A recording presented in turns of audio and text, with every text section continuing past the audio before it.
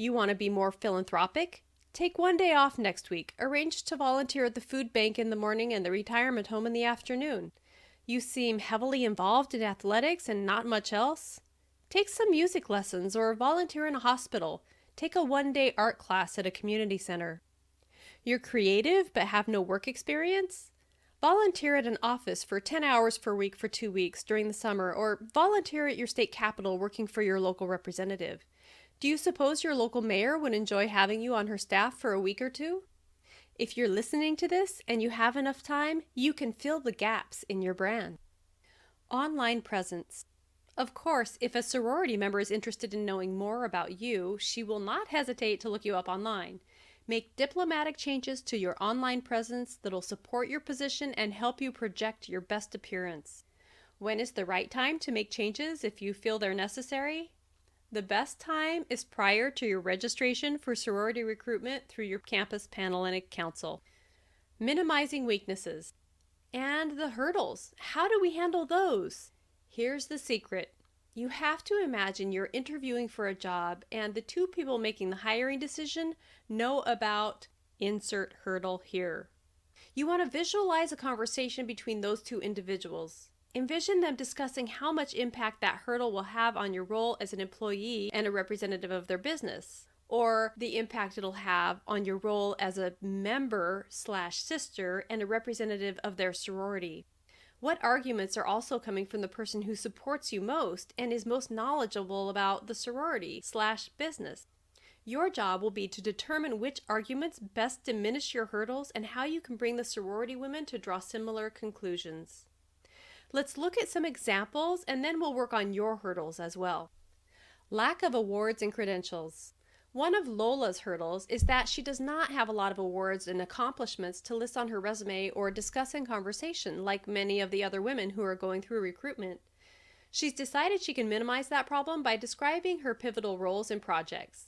Then she'll associate the work with another type of award or credential. In short, she has the same qualifications as the award winners or credential holders. For example, I took the 14 requirements and did the internship to get the certificate and have been helping the community using the skills I learned, just the same as those who have the certificate.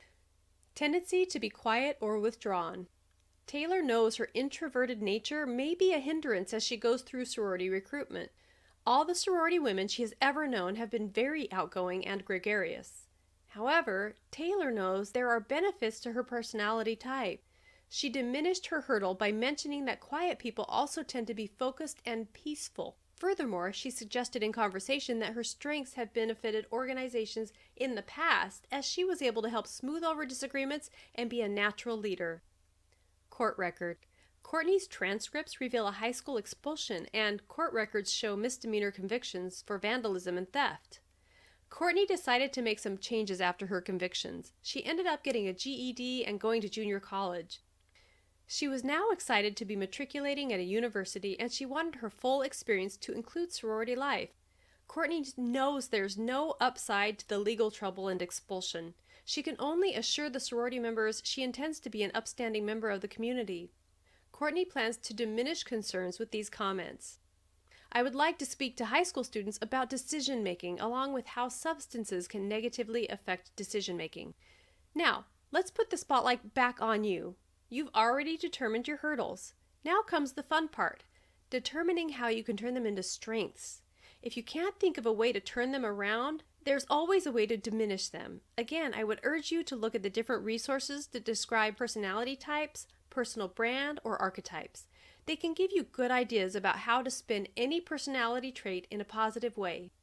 Write down your 3 hurdles. If you need help thinking of hurdles, return to Chapter 1 and read your comments. For each hurdle, identify 2 discussion topics that will seem to lessen, render irrelevant, or reverse the hurdle or drawback. Congratulations on making it through the most challenging chapter in the book. You've determined the exact pieces of evidence you'll use to back up your position. Now that you have your points, let's plug those points into some conversations to get that information to the sorority members.